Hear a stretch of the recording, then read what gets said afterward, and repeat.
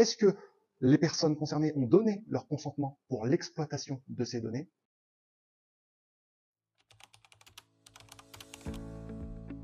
L'utilisation de l'intelligence artificielle comme un outil pose une énorme question sur les droits humains.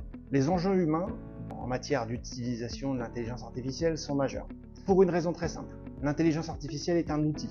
Cet outil est alimenté par des données d'entrée qui ont été générées par l'humain ou qui concernent elles-mêmes l'humain.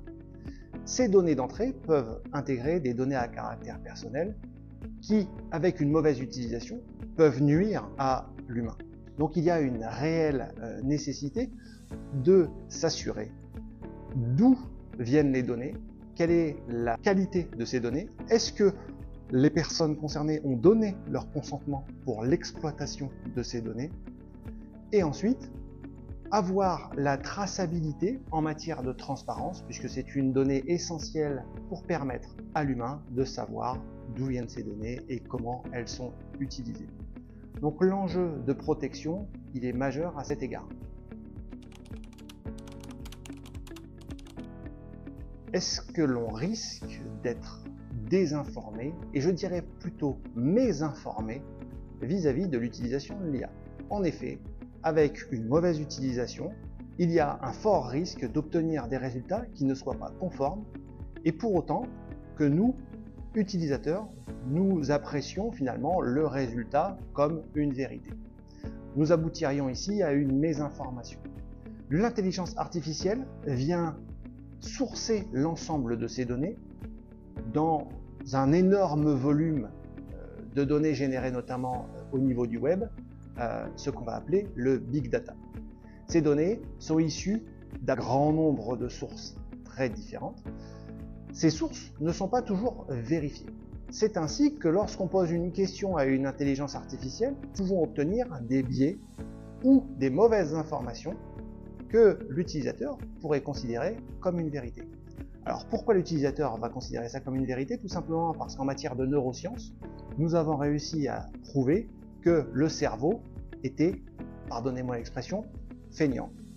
Le cerveau a une tendance à se reposer sur ses acquis et surtout à choisir toujours la facilité. Et c'est peut-être l'une des erreurs les plus graves et l'une des responsabilités les plus importantes dont l'utilisateur doit avoir conscience, c'est que le résultat généré par une intelligence artificielle n'est un résultat généré que par un outil. Et donc, ce résultat doit pouvoir être vérifié, doit pouvoir être contesté.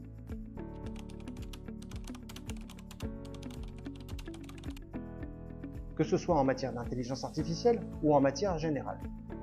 Nous sommes aujourd'hui toutes et tous des journalistes en puissance. Nous avons un accès immédiat et immense à un énorme volume d'informations, à un énorme volume de données, et nous sommes aujourd'hui en capacité de pouvoir aller vérifier les sources que nous allons utiliser pour nous assurer que l'information qui est diffusée par l'intelligence artificielle est correcte.